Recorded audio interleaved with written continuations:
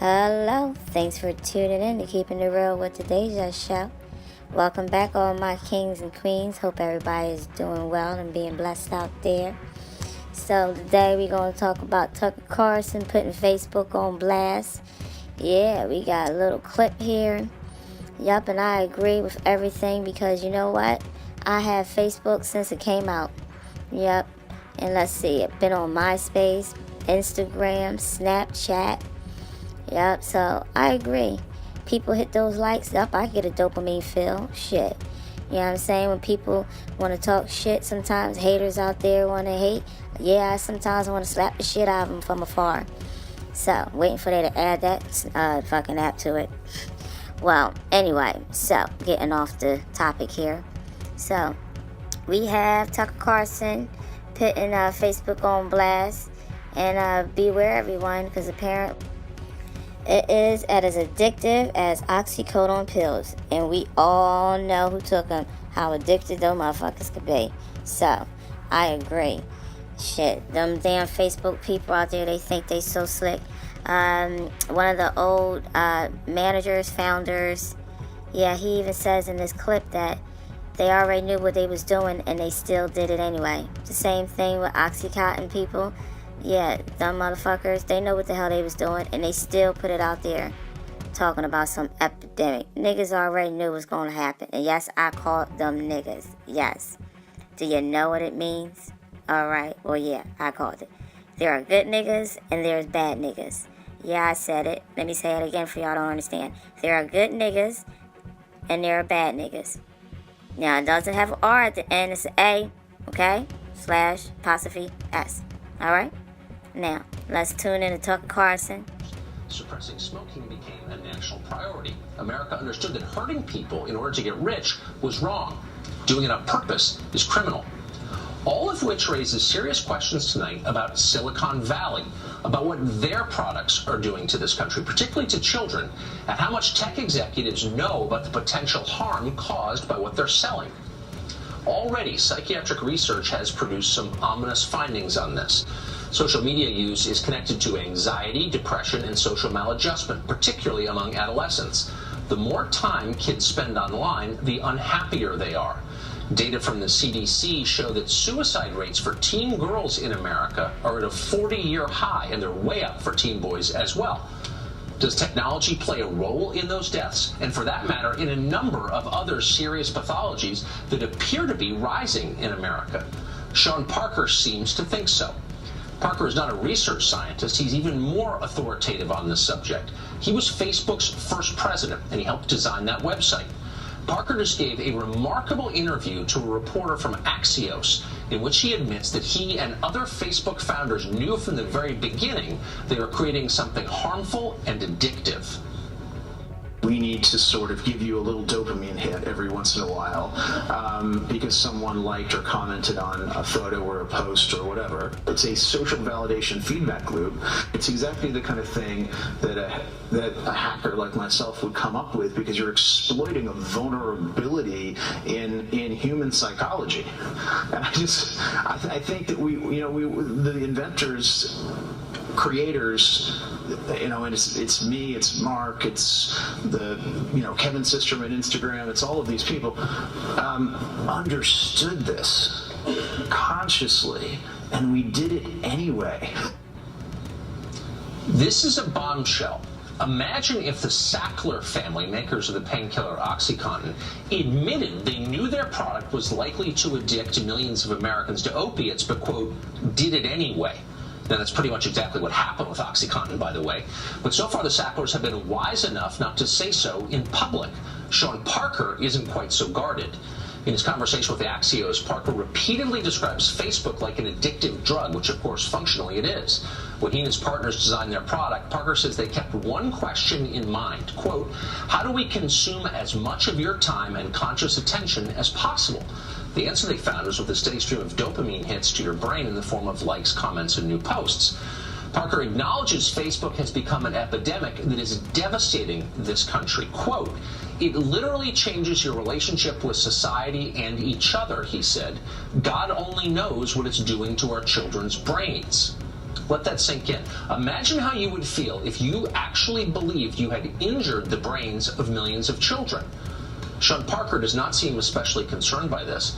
In fact, in his interview with Axios, he brags about how rich it has made him. Quote, "Because I'm a billionaire, I'm going to have better access to health care," Parker said. "I'm going to be like 160, and I'm going to be part of this class of immortal overlords. You know the expression about compound interest? Give us billionaires an extra 100 years, and you'll know what wealth disparity looks like." The tobacco executives suddenly look decent by comparison. Yet, unlike the heads of Philip Morris and R.J. Reynolds and Laura Lard, Sean Parker and Mark Zuckerberg have not been hauled before Congress to account for themselves and what they've done. Why is that exactly? You'd hate to think it's because Silicon Valley gives far more money to politicians than the cigarette makers ever did, but who knows? Maybe there's a connection. We'll start asking members of Congress about it. What?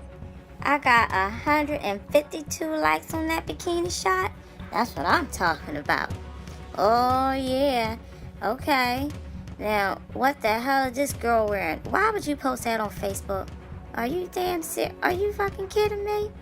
Oh, I thought we was on commercial. I'm on Facebook. My bad. Alright, time back for the show. Alright, so I bet you thought that was quite interesting. Seeing and hearing what Facebook honestly think and care about us. Okay? Alright, now let me tell you what I find was very interesting. Y'all motherfuckers in DACA wanna play? You don't even belong here. Who the fuck do you think you are coming over here protesting? Oh, you got to be kidding me. Y'all niggas got balls. Seriously, you got balls coming over here illegally, and then you got nerve that you want to fucking start marching along? Okay, well, we gonna let Tucker take this away. And for y'all that don't know me, me llamo Deja. Alright? Welcome to my motherfucking world. Roll the clip. A literal horde of illegal immigrants stormed Capitol Hill today. Hundreds of illegal immigrants and their supporters assembled in the Hart Senate office building, very close to right here, chanting slogans in an effort to pressure Congress to disallow the deportation of people here illegally. Now, protesting inside the Hart building is against the law. Many of the protesters were students cutting school, and of course, an illegal immigrant participating in an illegal protest inside the U.S. is illegal on about 8 different levels. Nevertheless, only 15 arrests were made, and it seems unlikely anybody will be deported over this or ever for any reason, because we don't deport people in America. Howie Carr is a Boston area radio show host, and he joins us tonight. Howie, I mean, not to put too fine a point on it, but for people here illegally to show up and scream at elected American representatives about how they demand this, that, or the other thing, and then no one does anything about it, kind of tells you that the law is toothless, no?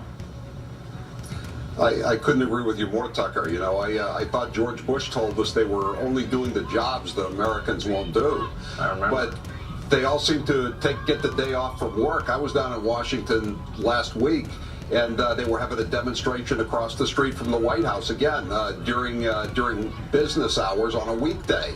And they're always having demonstrations up here in Boston at the State House all the time.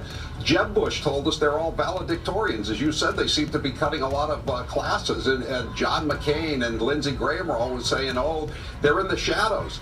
They don't look to me like they're in the shadows. You know, it's just interesting. I mean, you had 60,000 Americans die last year of drug ODs. All of this started when a pharmaceutical company called Purdue Pharma pumped a bunch of poison into the middle of the country. Nobody, like none of the families of those dead people ever show up in Congress to protest or say anything. Do you know what I mean? I mean, there are a lot of people in America with legitimate grievances. Why are we paying so much attention to people who aren't even allowed to be here in the first place, who aren't citizens? I'm totally confused. I don't get it either, Tucker. I mean, it's, you know, you're right about these laws not being enforced. There was a song in the 60s, I Fought the Law and the Law Won. Yes. But it was done by Bobby Fuller 4. I think Bobby Fuller was an American because the illegal aliens always seemed to win. We had a case here in Massachusetts. The court system basically shopped for an illegal alien that they were going to make into a precedent, a poster boy for defying ICE, defying the federal authorities. So they found this guy. He was a Cambodian. He got cut loose on another technicality, but they said this young man, this illegal from Cambodia, can't be held for deportation by federal authorities. So they cut him loose. Well, guess what, Tucker? About a month after they cut him loose, this nice young man, the illegal alien career criminal from Cambodia, he's arrested again. He is charged with hitting an old lady in a wheelchair over the head and stealing $2,000 cash from her. And when the cops grabbed him, he said, "Well, I'm a junkie. I'm detoxing. I needed the money." And this was 6 months after a case you may have heard of before. They had a violent bank robber, an African, and he had done 2 bank robberies in downtown Boston. His public defender said, "Well, you know, if you throw the book at this guy, he's going to be deported." So they gave him a wrist slap sentence, 2 bank robberies, 9 months. And you could imagine what America would have gotten. He does the time. He ends up doing 7 months. He gets out, and he almost immediately slits the throats, murders 2 anesthesiologists in South Boston. And by the way, Tucker, they happen to be legal immigrants themselves. So really quickly, I guess what confuses me is I'm not arguing that only immigrants commit crime. Americans commit crime too. But when immigrants commit crime, the ruling class falls all over itself trying to pretend it didn't happen and makes excuses for it. Why is that? Where does that impulse come from? I think it's just guilt, Tucker. Yeah. I think this goes back. This is the way it goes all the way back to the Immigration Reform Act of 1965 with Ted Kennedy, and somehow we had to I don't know, expunge our guilt. I don't feel any guilt. People are coming over here, and they have more rights as they arrive than American citizens do. I don't understand it. It's such a great country. Why do the people who run it hate it so much and hate the people who live here so much? It's perverse. Howie, thank you, as always, for coming on. It's great to see you. Thank you. Well, as you can see, I have packed y'all bags for you. Since y'all want to be acting a fool. Now, you know Donald Trump don't want y'all asses over here anyway. And y'all motherfuckers want to act a fool. Want to be out there marching. Are you serious? If my memory serves me correct, don't y'all motherfuckers come over here legally? You get a visa. You get fucking credit. Are you kidding me? Motherfucker, we pay for y'all goddamn food, clothes. Goddamn, what the fuck else y'all niggas want? Seriously? And then you over here illegally? And then you want to act a fucking fool? Okay, well, bon voyage, motherfuckers. How about that? Because now you better pack your shit, because you about to go. You now Trump done seen your ass acting a fucking fool, taking up all goddamn time. He's going to send all y'all motherfuckers away. And I don't feel sorry for not a near down one of y'all. Out here protesting and shit, march down the street, wasting our goddamn taxpayer time and shit. Are you got to be kidding? Yelling at these people, congressmen and shit, making it seem like they better keep y'all here. Who the fuck told y'all this shit this morning? Seriously. Who put some fucking bullshit flakes in your goddamn bowl and you ate? Coming out here acting a fool. Like, seriously? Taking off from work, taking off from school. Y'all goddamn going to college on American people dime. And you here illegally. And you want to, taxpayer dime. Because not every motherfucking American got a goddamn job. Let's keep it real. Now, you want to act a fool? Somebody come over here and help me move this goddamn luggage. Goddamn shit all heavy. Telling y'all, bon voyage. Bye. See y'all. See, you college students, you got shit all fucked up in your head. When these professors lying to you, telling you that you got these certain type of rights. You ain't got no fucking rights. You here illegally. You know what I'm saying? I don't understand. We go to your motherfucking country. Shit, we can't even get a pot to piss in. The fuck out of here. See, out here protesting, got signs up saying defend DACA. Defend DACA. No, that's not. We need to defend Americans. That's the problem. Everybody want us to defend everybody else. Who the fuck gonna defend us? Who's out here marching for our goddamn American kids to get an education? Huh? Yeah, who the fuck is doing that? But y'all motherfucking legals out here marching. You better get the fuck out of my face and stop wasting our time. Bon voyage, nigga. Send a motherfucking postcard. See ya. Donald Trump, come on, get on the ball. Let's go. Run those immigration papers. Okay, and on that note, we're going to say love, peace, and hair grease. And thanks for tuning in. And I love watching you watch me. Mwah.